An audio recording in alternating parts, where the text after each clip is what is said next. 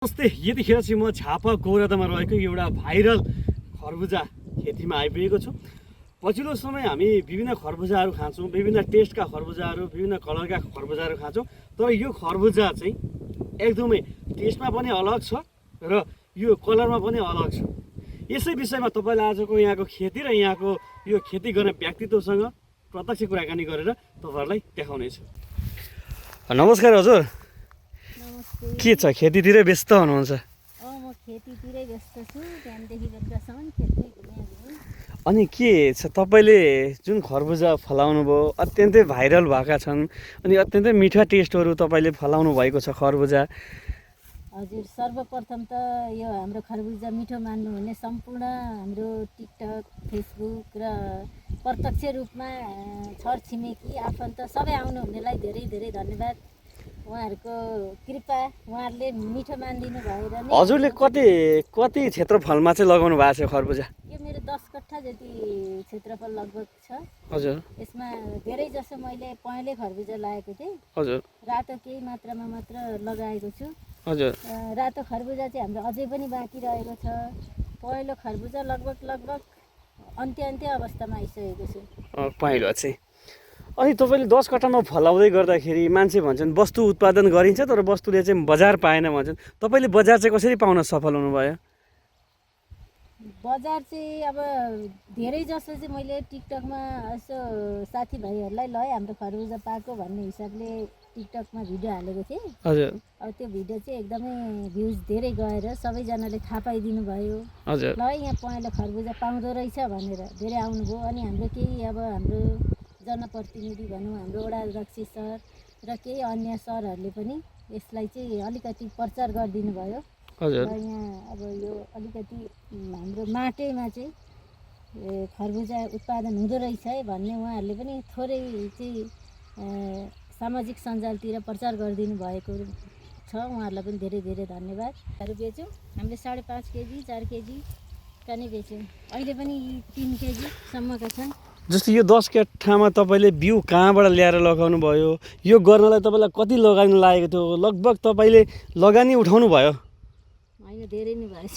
हो, हामीलाई अझै पनि चित्त बुझ्दो तरिकाले हाम्रो जुन यो अलिकति अब हाम्रो पनि पहिलोचोटि हो होइन, हजुर, जसरी गर्नुपर्ने थियो त्यसमा थोरै केही कमी कमजोरीहरू भएको छन्। जस्तै यो मल्चिङ गर्नको लागि जुन तरिकाले लगाउनु पर्थ्यो त्यो पनि हाम्रो अलिकति मिस्टेक भएको भन्ने बुझियोस् यहाँ हाम्रो कम्पनीको सरहरूबाट। हजुर, हजुर। अब आएर यसो अलिकति सिकाइदिनु दिनुभएको थियो। तर पनि अब हामीले आफै पहिलोचोटि नै मल्चिङ लाएर गरेकोले केही कमजोरी त्यसमा भयो। पानी व्यवस्थापनमा पनि केही कमजोरी भयो। सबै खरबुजा पनि उम्रेन।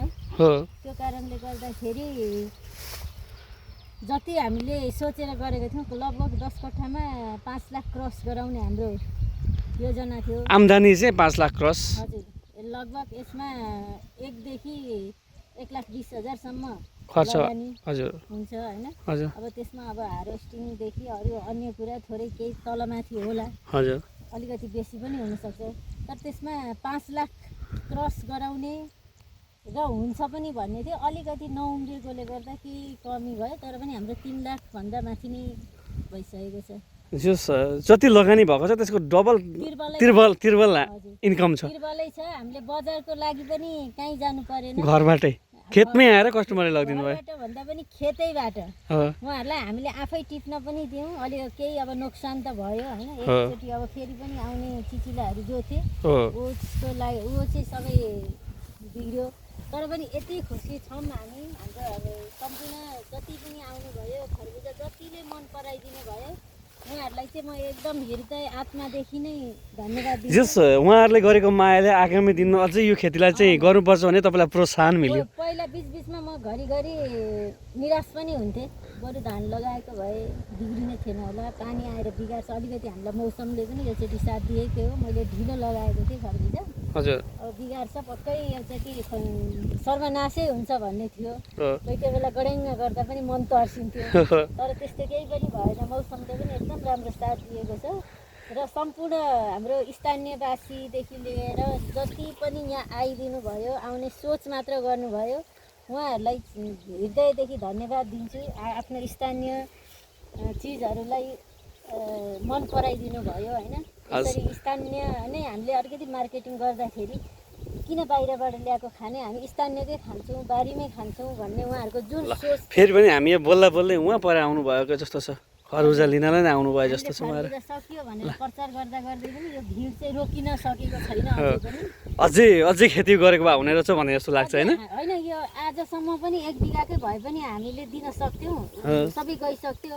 तर यो खरबुजा नभएकोले गर्दा हामीले थोरै थोरै जो आउनुहुन्छ उहाँहरूलाई पनि प्रशस्त दिन सकेनौँ। 1 बोरा लान्छु भन्नुहुन्छ, होइन थोरै छ, सबैलाई चखाउनु पर्छ आउनेलाई, यसपालि 1-2वटा चाख्नु भन्ने नै हाम्रो भनेर नि हामीले है। चिचिला पनि बाँकी रहेन है?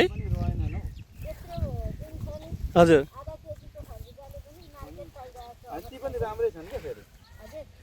त्यसमा पनि कुनै बजार लानु परेको छैन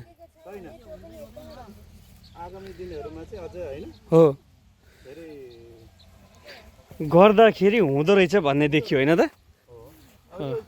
विदेशतिर मात्र भेटिन्छ हो हो। अब हामीले थाहा पाएको पहिला पहिला त विदेशतिर मात्र हो। यसरी हाम्रै अब घर आँगनतिर होइन, हाम्रै बजारतिर यसरी हाम्रै टोलमा भेटिँदाखेरि खुसी लाग्यो। हो ल, त्यहाँ भित्र लुकेको रहेछ। ल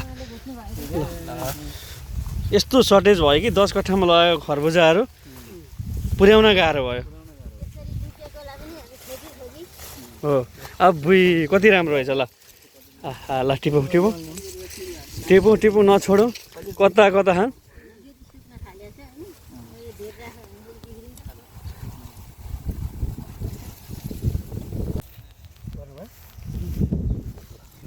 अत्यन्तै जडाम छ नि हो। अब यसको त रसको त कुरै नगरौँ, एकदमै राम्रो छ। योहरू बहुत झरिलो, टेस्टै मिठो, एकदमै राम्रो छ। टिकटकमा तपाईँको देखाएँ, तपाईँको जुन तपाईँको बाहिर देखिरहेको छ एकदमै राम्रो लाग्यो। यसको जुन टेस्ट मैले पनि चाखेर हेरेँ, यसको टेस्टै एकदम अलग छ, फरक किसिमको टेस्ट, साँच्चीकै राम्रो छ। यस्ता कामहरूले चाहिँ आगामी दिनहरूमा अझ स्थानीय स्तरमा चाहिँ उत्पादन हुने कृषि जुन वस्तुहरू उत्पादनमा चाहिँ प्रोत्साहन मिलेको भन्ने हामीले पाएका छौँ। हामी खरबुजा अवलोकन गर्न आयौँ होइन त? ल कहाँदेखि आउनुभयो हजुर? चाहिँ यहीँ गौरदाको मान्छे, गौरदै आयौँ होइन। अत्यन्तै राम्रो रहेछ। अब यहाँ हेर्नु न, टक्क परेका।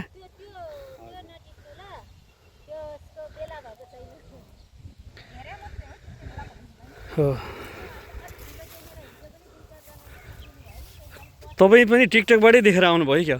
टिकटक भन्दा पनि हामी चाहिँ अब आइराख्ने मान्छे हो होइन। हजुर, 2-3 चोटि भइसक्यो आयो। हजुर, राम्रो छ।